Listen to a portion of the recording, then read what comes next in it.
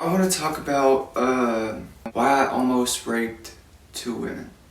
I made that video saying I almost raped two women, and I tried to explain why, and I even said I'm still trying to understand it and learn from it. I've been thinking about it, and I'm still learning from it, and I'm still learning how I can help people avoid making the same mistake as me, and how I can learn to prevent that from happening from anybody else. And I came across a few ideas that I thought of, and what led up to that event of me almost raping two women, and what were the multiple factors that led up to that, and the story of that, and looking back at my childhood and how I was raised. I had a stepdad growing up, but like my biological dad left me, and I think I didn't mention this partly, but I would say it started. I feel like I come off as the bull. What is the word? I come off as someone that's easy to bully and easy to make fun of, and just kind of wimpy, and when I was bullied a lot in school. That's just how I was. That's how I grew up, and how how it was when I was in school, and even outside of school I was bullied. But I remembered being bullied and not being able to defend myself and take up for myself, and not really learning or knowing how to do that. And I still kind of struggle with that as an adult, just because I didn't learn much of it as a kid and growing up, and so now I'm having to relearn how to defend myself when people do me wrong, or when people bully me and make fun of me. I still have to learn to defend myself and not just take it. And even as an adult, as a 24-year-old, I can still struggle doing that. My check got short at my job, and I just kind of took it at first, and I was like, I don't know what to do. My check is short, and I was supposed to be paid this amount, and I wasn't, and I didn't say anything when they did it. I looked at it too, and I signed it, and I wish I didn't. I wish I would have said something as soon as I saw it, but I didn't. I just kind of let it slide. And I feel like that was a lot of what I did growing up. It was just letting things slide, and letting people get away with things that they do something to me and just let it slide, and do things to me that I don't like, that I don't agree with, that they should. But my check was short, and I talked to my roommate about it, and he ended up calling someone, and he was like asking him, and he helped me. But I should have took it. I should have been a man, and I should have dealt with it and took care of it myself. And I'm still learning, to do that. And so next time something like that happens, I want to fully take care of it myself. I don't want to ask someone else to help me with it. And I do appreciate him, talking to me about it. And because I was like, I don't know what to do. I don't know who to talk to. And, he was, my roommate, and I talked to him about it. But he was like, man, if I were you, I'd go back in there and say something. But it's your choice. And, I'm glad I talked to him about it. But next time something like that happens, I just want to fully take care of it myself, and just be a man that deals with his business and takes care of his business. And so, but anyway, I was bullied a lot in school, and I remember, I had a stepdad, my brother's dad, half brother's dad. I told him that I was being bullied, and he actually went to the kid that was bullying me and confronted him and told him to stop bullying me. And I appreciate that. And that was the first, what's the word? I don't know how to explain it, because there wasn't much I could learn from having a dad, but him doing that for me made me feel love from my dad, even though my biological dad left me, and he was dealing with his own problems, and I wasn't his own fault. I wasn't his blood son, and so him doing that for me, I felt like the protection of a dad and the love of a dad for him doing that for me. But I still didn't get the chance, or not the chance, I didn't fully learn how to defend myself and take up for myself when other people are bullying me or, making fun of me.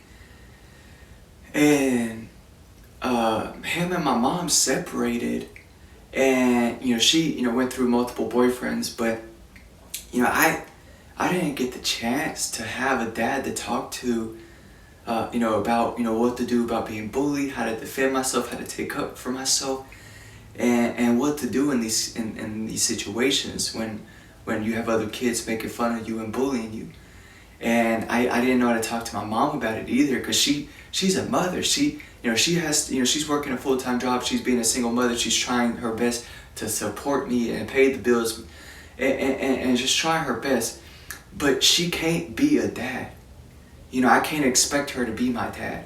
And I know that some single mothers, they try to play that role of a dad, but if you're a mother, you're not a dad. Like, I'm just sorry. And I'll get into that later in the video, but a mother can't replace a dad. And I mean that. Because when I was going through puberty, now I've already said in that video when, me talking about almost raping 2 women, that I did not talk to beautiful women before lust entered my mind. And that was another thing about, talking to my dad about women and how to get a girlfriend, what to do about a crush and all that stuff, and how to talk to pretty women. I did not have those conversations with my dad. I didn't get the chance to. I didn't have a biological dad, but didn't get the chance to talk to him about with my stepdad. That first stepdad I had in my life, he was there early in my childhood, but he left when I was entering late elementary school and middle school, and from there on I had a single mother. Didn't have a dad to talk to about puberty, didn't have a dad to talk to about sex and any of that. They couldn't have that conversation with my dad or with the dad.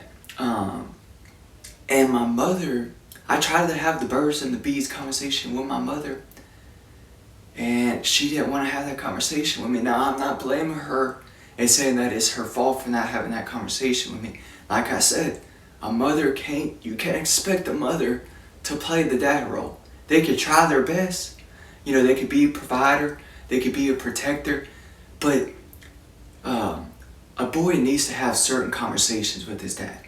And I don't think a mother can replace that. But that's just how I feel about it, just because of how I grew up. Now, a single mother can come and argue me and debate about me, about how it can be different, but that's how I'm viewing it. And I tried to have that birds and the bees conversation with my mother, and she didn't want to have it. I told my mother, there's hair growing down there, I don't know, I was confused about it. And she said, I don't want to talk about it, or I don't want to hear it, or, it's just, and it's like, oh, well, okay, I'll just deal with it on my own. And, the school system didn't have that, sex education. So I couldn't rely on the school system either to teach me about sex education. Now, I took sex education and my repeat of the 7th grade from a different school. And it wasn't even, I don't even think it was required. They said it was optional. And so it's like, and the fact is, they were teaching not really how to deal with, lustful urges or how to, it was very biological conversation, talking about the egg and the sperm. At least that's what I felt from what I remember. Now, I think they did get into, wearing protection, and if you do have sex, all that stuff, and parenthood and stuff like that, pregnancy, they did get into that, and also, consent, and if I remember correctly, also, you don't want to be, trying to have sex with a woman that's drunk. They did teach all that stuff. I'm pretty sure. Yeah, I'm pretty sure. But, I didn't get a chance to take sex education before lust entered my mind, before I almost raped 2 women. Didn't get the chance to do that. And now I learned a few things from biology class, from TV, from, talking to friends about it, but like I said, I was deprived of that conversation. growing up. Now that does not justify and excuse my behavior for almost raping 2 women. I made that choice, but and I'm sorry, and I've already, if you watched the other video, I've already, apologized for that, and I'm still trying to learn from it. But like I said, there was multiple factors that led up to that. Me being bullied and made fun of, and me not learning how to defend myself and take up for myself, and me not having the birds and bees conversation, and me not talking to pretty women before listening to my mind. And then also, if you want to keep adding to it, and this is going to even make more sense too, is, there were a few things that kind of add to this and led to this, but, I used to pick my nose and eat boogers and stuff like that as a kid growing up, and that was disgusting. I think a female, another female student caught me doing that, picking my nose and eating a booger, and they were disgusted by me and made fun of me and bullied me and were weirded out by me. And they made up a game, which is like another version of the cheese touch from Diary of a Wimpy Kid, which I related to a lot, when I read those books as a kid. But now I relate to it even more now as an adult, and I think back of, when I look back into my childhood and, certain books, I made the video talking about I stole my first book, which was a Diary of a Wimpy Kid book. But with this example, and I think the cheese touch came from Roger Rules, the second book, but I could be mistaken, it could have been the first book. But they made the version of this game, the Christian's touch, which is, the cheese touch, but they would all run away from me. If you, kind of like the cooties or whatever, if you got touched by Christian, you're it. And, you're contaminated or whatever, and it made me feel disgusted. It made me feel awful. It made me feel like no woman wants to be with me and wants me to touch her. And it made me feel like I can't even kiss a woman. I didn't have my first kiss until I was 21, but or 22, I can't even remember. But I remember watching TV.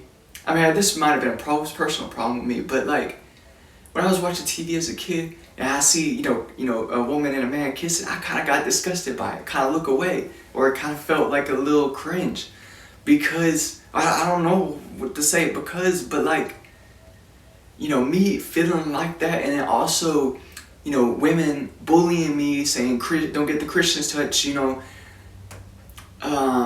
I get, I know kids are kids and kids are gonna, make fun of, each other and stuff like that, but that happening to me, and then all of those other factors in my childhood. See, those kids that bullied me and made fun of me didn't see how I was growing up, didn't see, what, me growing up, and like I said, I did have a stepdad, but, me, my biological dad leaving me, they did not see my childhood, they did not see my outside home, they did not see my outside life, my life outside of school, my home life, okay? They did not see that. Now, they saw me picking my nose, bullying me for that, and then also, I used to play with frogs. I remember doing this, playing with frogs as a kid, and I had got a wart on my hand. Now this added to it, me picking my nose and eating a booger, that's, one thing, but me going to school with a wart on my hand, I was also, kind of teased for that, and there were, some students were disgusted. My other classmates were disgusted by me having a wart on my hand, and they didn't want me to touch them. And so that was already of, me feeling disgusted, and nobody wants to touch me, and no woman wants to touch me, no woman wants to kiss me, from, me picking my nose and doing that thing, and then also me having a wart on my hand, and me playing with frogs, which is weird, I guess, but I was a weird kid, and I just wanted to embrace my weirdness. And I don't, I was just having fun playing with frogs, but when I found out that you can get warts from frogs peeing on you, I stopped playing with frogs. I got insecure about my weirdness, and I tried to hide my weirdness. Now, in my book, I said that I was trying to hide, I was being bullied for being weird and creepy, and I was trying to hide my weirdness and creepiness because other women, and I want to say women, but I mean people, but women affected me the most by this because it felt like I couldn't have a girlfriend. I couldn't ever get a girlfriend. But, being teased and made fun of for that. and you know, maybe insecure about my weirdness and maybe hide from it. And you know, I said creepiness, but to be honest, the first creepy thing I did was almost raping 2 women. I don't think I was much creepiness, you know, growing up. But I mean, you know, me being into Spider-Man is kind of creepy because he's, you know, spiders are creepy, and you know, he's got his powers from a spider. And I want a pet spider now. I mean, I don't know if I would want it as a kid, but now as an adult, I was like, I think it's cool to have a pet spider, and you know, I would name him Weber. But and I talked about it in my book. But I would want a pet spider now. But and you know, embracing, you know, the creepiness inside of me, and embracing the, you know, I don't know if spiders are weird, but anyway, I was made fun of and bullied for being weird and disgusting.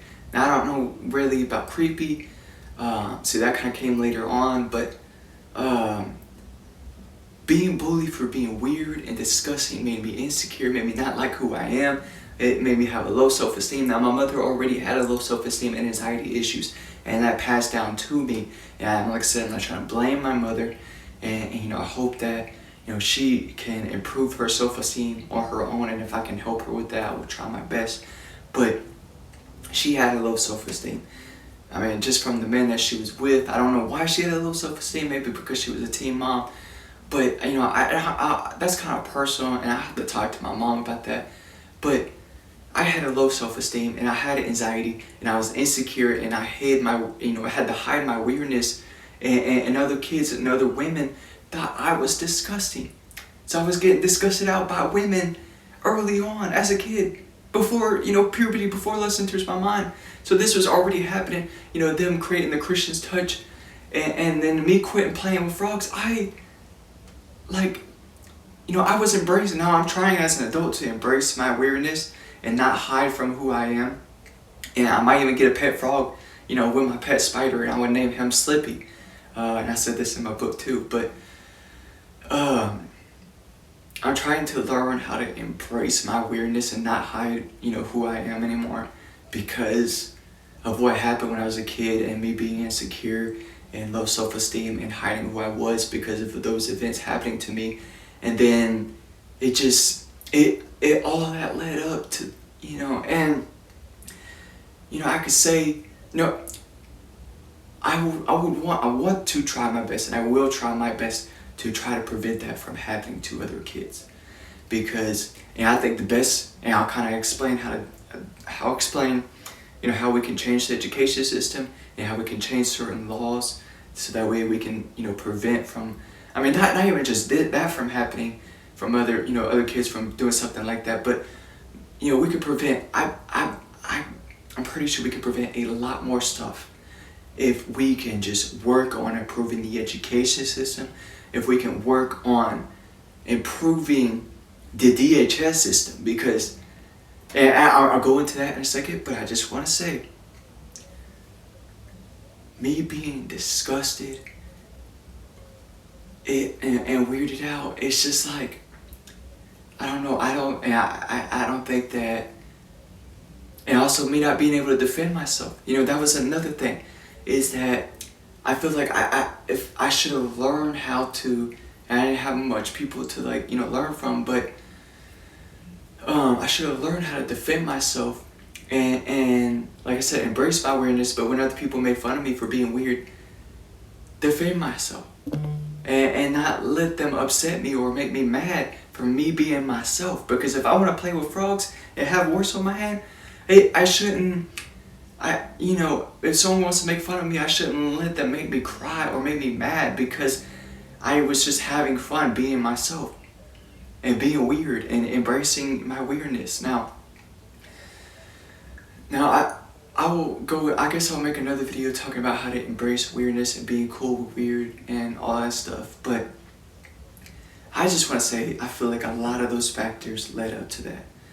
And I feel like how we can prevent that going forward, and how I can prevent that going forward, or how I can help other people, avoid making that mistake that I did, is by changing the education system, by having a better sex education, by having a self-defense classes, teaching, because the teachers were like, no bullying. They were against bullying. They said don't bully. It's not cool to bully. Don't do it, right? But I don't agree with that, because I don't, because kids are kids, and they're gonna be taught and make fun of and teased. That's just how they are. And I feel like what we really need to do is teach kids, the wimpy kids, and maybe the weak kids, and maybe the insecure kids. Teach them how to defend themselves, how to not just use their fists, because I don't think that words should ever lead to violence. Even if someone's bullying you or making fun of you, I don't think that you should hit someone just because they said something to you. That's how I feel. But I think that if someone is bullying you or teasing you, you should, and some people have to learn this, but you should know how to defend yourself with your words and your voice. Getting better at arguing, but also getting better at snapping back and being quick. Being quick-witty. Quick wit, I think what it's called, but just having a smart comeback, that's what the word is, comeback, and not letting what someone says, someone's opinion, or someone's taunting or teasing or bullying tear you down emotionally. And if we can teach kids, when I say self-defense classes, yes, I think, because I used to be, if someone hit me and stuff like that, I just, sometimes I would take it, and then sometimes I would hit back. And then sometimes, I wouldn't even, when I get in fights as a kid, I would punch, and I guess sometimes, but I would try to tackle them and sit on them, and I'd just be a weird fighter. But, yes, I think that, kids should learn how to fight and properly fight if they have to defend themselves physically if someone's attacking them, because some kids, they just do the armadillo and they just get down and they'll just take the punches. And I don't think that they should just take it. I think they should just defend themselves. But some kids need to be taught that. And like I said, there is physical self-defense, but there's also verbal self-defense. And I think we should be teaching kids how to verbally defend themselves, because that will help them not hide who they are, help them be less insecure, help them have a higher self-esteem, help them have a better personality, have more developed character, because when I say better personality, because think about it like this, because being bullied by a stranger is one thing, but being bullied by your friend, especially if you're cool with them,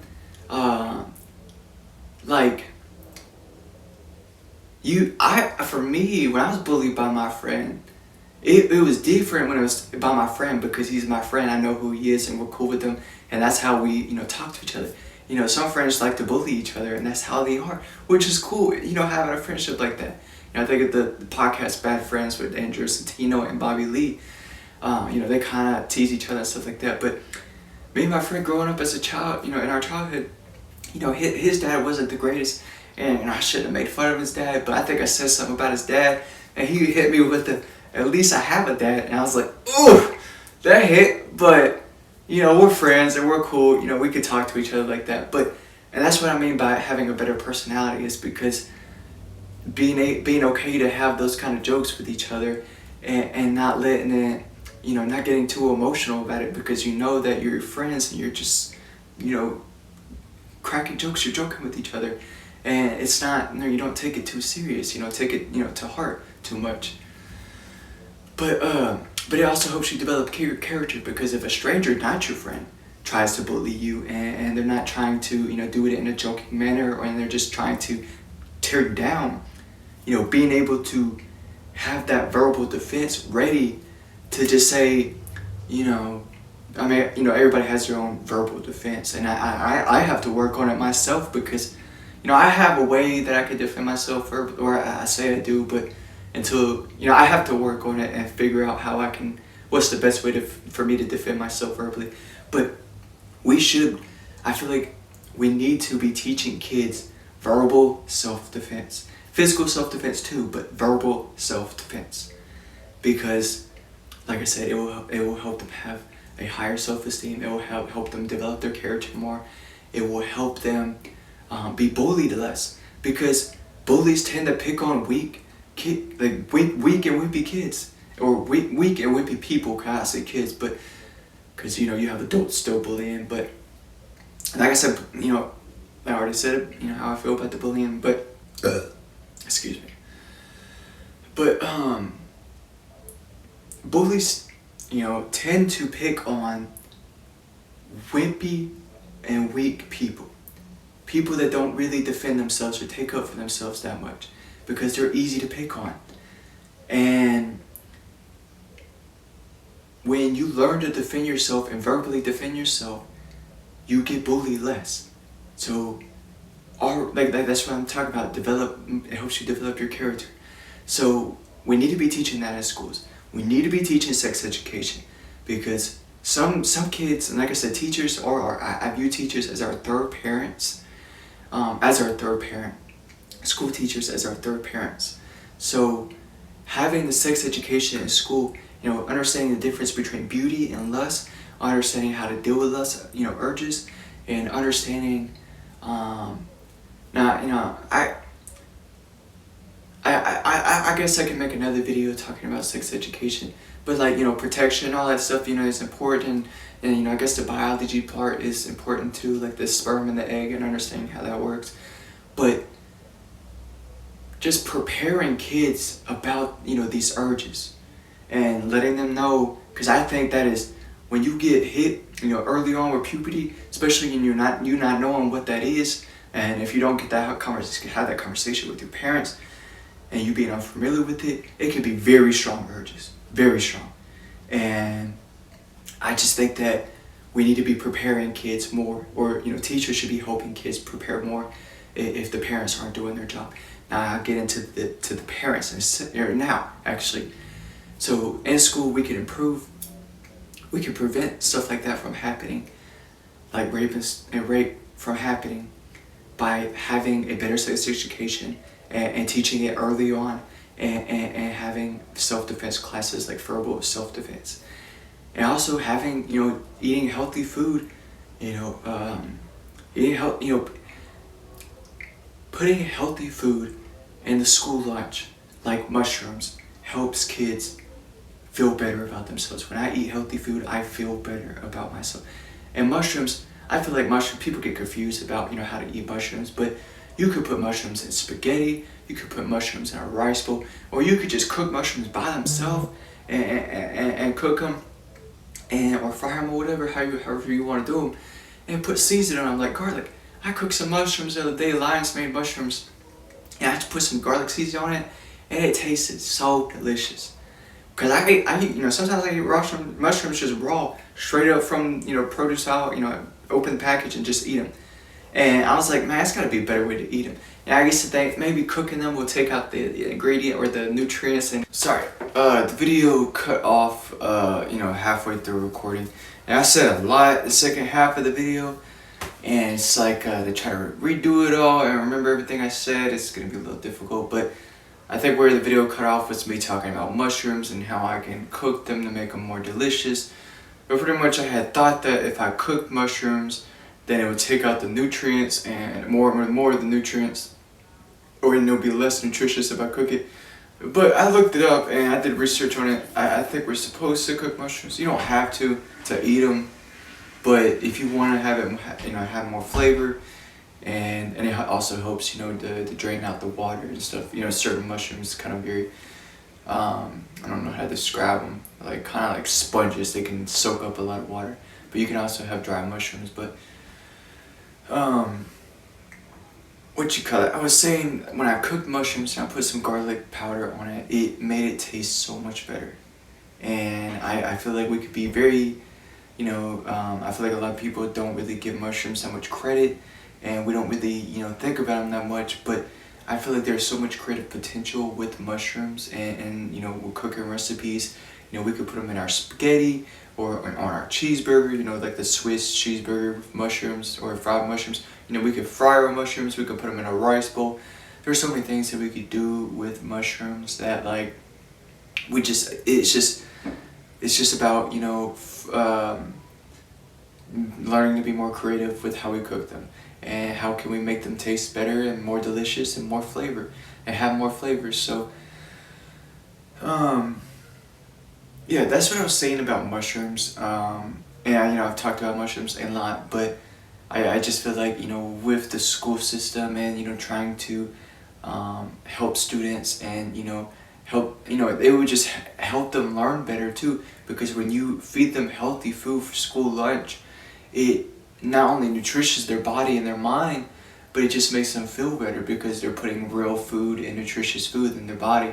So, you know, they say you are what you eat, but I just think that, you know, especially with them teaching us the food pyramid, about teaching us that bread, milk, and cheese and whatever was on that pyramid, like that, it's very important to eat, but it's not.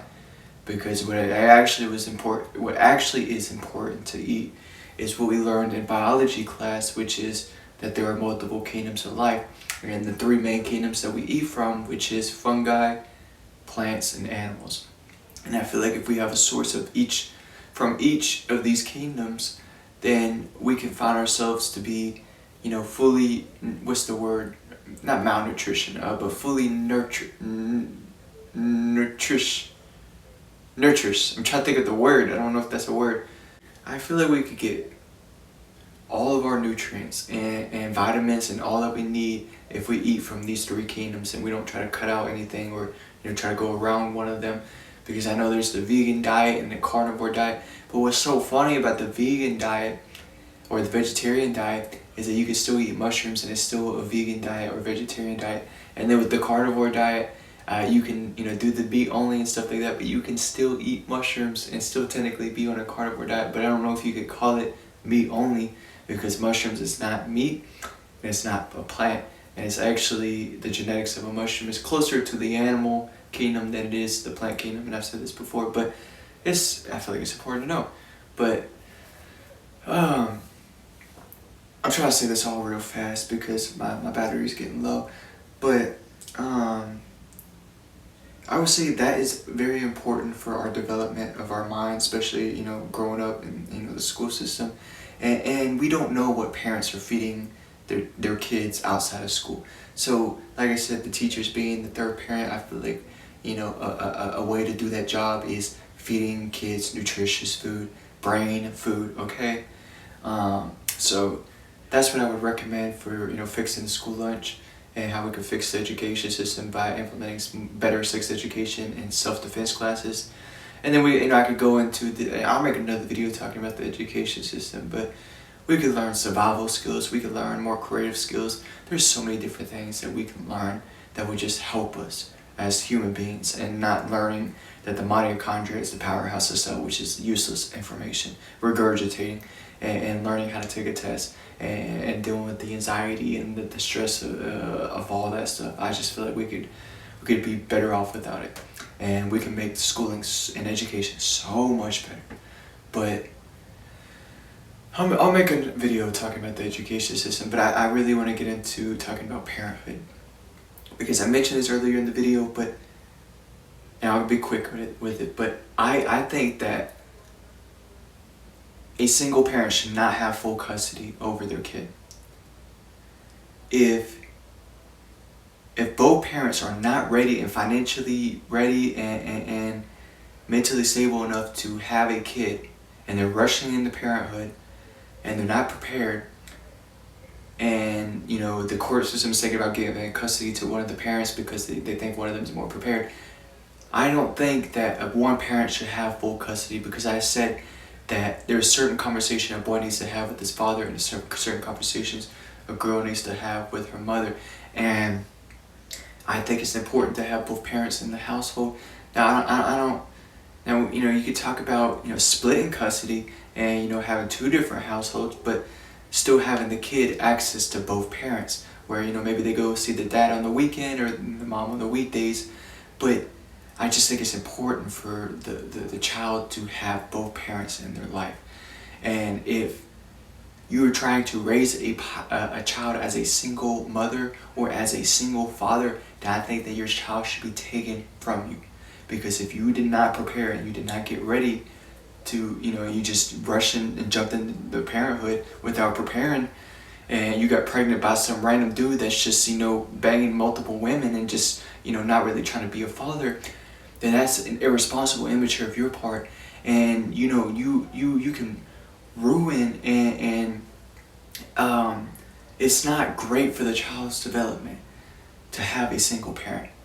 And like I said, I'm speaking from my experience from growing up with a single parent and having multiple stepdads. But I just think that the custody, and this is where, and I'm talking about DHS, I just feel like if both parents cannot have custody over the child, and they're not both ready to take care of the child, a mother and a father, then the child should be taken from them and given to two parents, a mother and a father who are financially ready and mentally stable enough to take care of that child. Because that you have some parents or some couples that they have their life together, they have a house, they have great jobs, they have everything going for them, but maybe the woman has some kind of egg issue, or she might be infertile, or maybe the man might have some kind of sperm issue, and they just physically cannot have a child, even though they're fully ready to be parents. So I feel like we should take the child from parents, from immature, especially like teen moms and immature adults that aren't ready for parenthood. Take it from them and give it to parents who are ready for parenthood, and it'll be better for the child's development and for his childhood to have both parents in his life. And those parents, those people that can't physically have a child, I feel like would, and I say that you can't appreciate, a child that isn't your own blood, but I think you can, especially if you can't have your own child. Because if you get unlucky like that, you just can't physically have your own child, I feel like you would appreciate much more having, an adopted son if you physically cannot have, or an adopted child if you physically can't have a child. And those parents are more deserving of having a kid and being parents than someone who forgot to wear protection or forgot to take their birth pill, and they don't know that they don't have that great of a job, and they don't have they're not mentally the most stable person ever. I feel like you could give it to parents that are more deserving and more ready, and it'll be better for the child. Now that's just how I feel about it. But so I started thinking about whether one parent should have full custody over the parent or over their child. And this is what I'll say, because let's say there's an example of both parents are getting into, or two people are about to have a kid and they're both ready. Let's just say one of them passes away, like maybe like a year after the child is born. So then it's just like, well, let's just say the mother passed away. So now the kid is left with the father. And so now you're thinking, oh, so the father has full custody because the mother died. This is what I'll say. I think now it is up to the father to find, or the other way around, if it's the mother that's still alive and the father dies, I think it's up to them to find someone, or like, let's just use the father example. Let's just say the mother died and the father is left alone. I think it's up to him to find a woman who would want to adopt his child and be the mother of his child. And I get that, like, grieving and all that stuff, grieving your loved one. But I don't know how long that, that I don't know how I got to think about that. But eventually, to have finding someone that would want to adopt your child. But I do think that you would need to do it in a decent amount of time. Like, and like I had talked to someone that I worked with at Kroger, and he was a Christian man, but he told me how the mother of his child was kind of immature, and he had to leave her. It was a lot that he had to deal with, but he said that when he was dating, he was trying to find a stepmom for his child, he said the main thing that he focused on when he was dating was, how is this woman going to be a decent mother to my child? Is this, and that's how he was looking. He wasn't looking at, is this woman going to entertain me? Is this woman, that wasn't what he was focused on. He told me he was focused on, is this woman going to be a decent mother figure for my child? And so, and it could be the other way around. And the mother should be trying to find a decent stepdad that could be a decent father figure for their child. And if the mother is just going through men, or she just stays single for a long time, then I think that there could be a DHS investigation going on, because it's like I said, I just don't agree with single parenthood. So if you get in a situation where you're both ready, both parents are ready, but one of y'all passed away or something happened that wasn't planned for, now I think it's up to you to find a replacement. Find someone who would want to adopt your child. And yeah, that's what I'll say.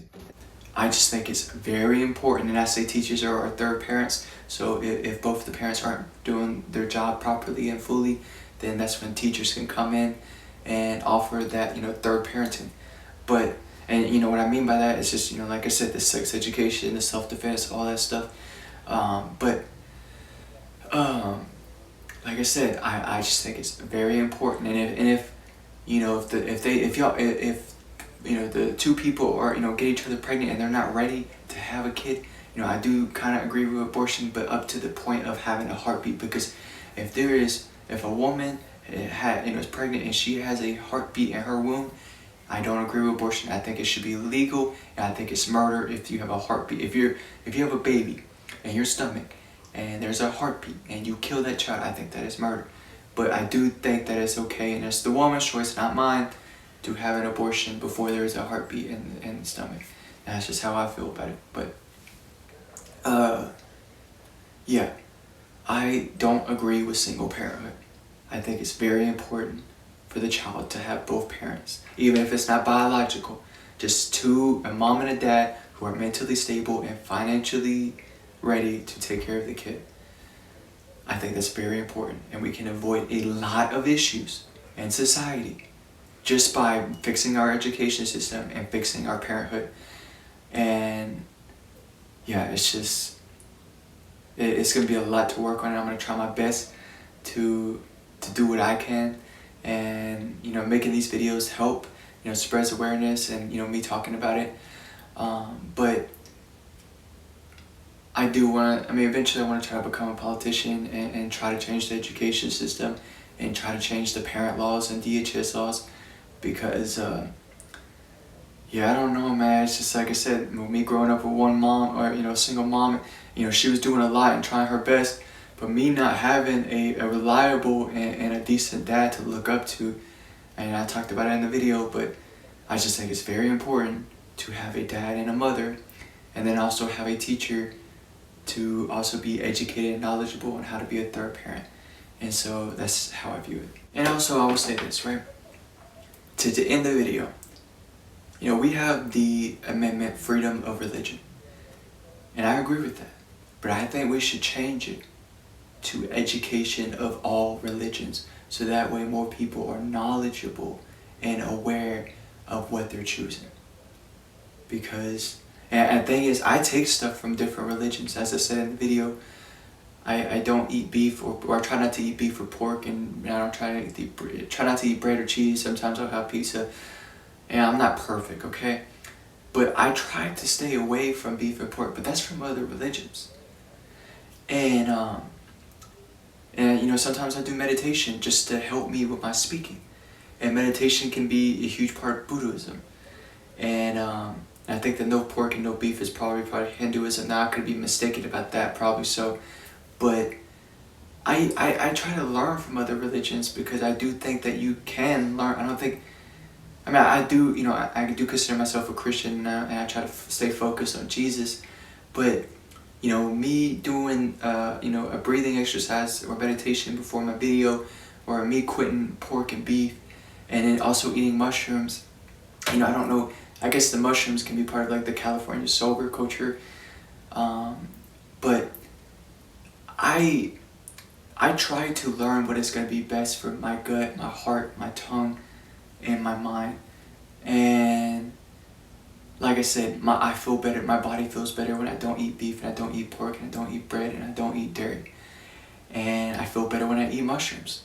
Like, I literally feel better, like so much better. Like, I remember fasting and I was starving so much and I ate those lion mane mushrooms and that's all I was ate, put the garlic powder on it. It filled me up. But, yeah, I do think that, education of all religions is what we should change the amendment of freedom of religion. So that way, because I do think it should still be freedom of religion, but I just think that because we have that freedom of religion, but we don't teach any of it in school. So you're like, oh yeah, you get the freedom of religion, but we're not going to tell you about any of it. So you're going to have to figure out all that out on your own. And we're going to give you an education system that is useless information, regurgitation, that is going to distract you from your self-education, from educating you from all these different religions.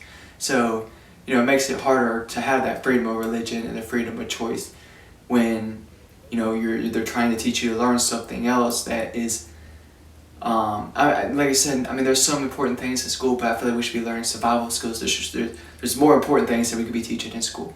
And so education of all religions, I think, is important. And that's what I'll say.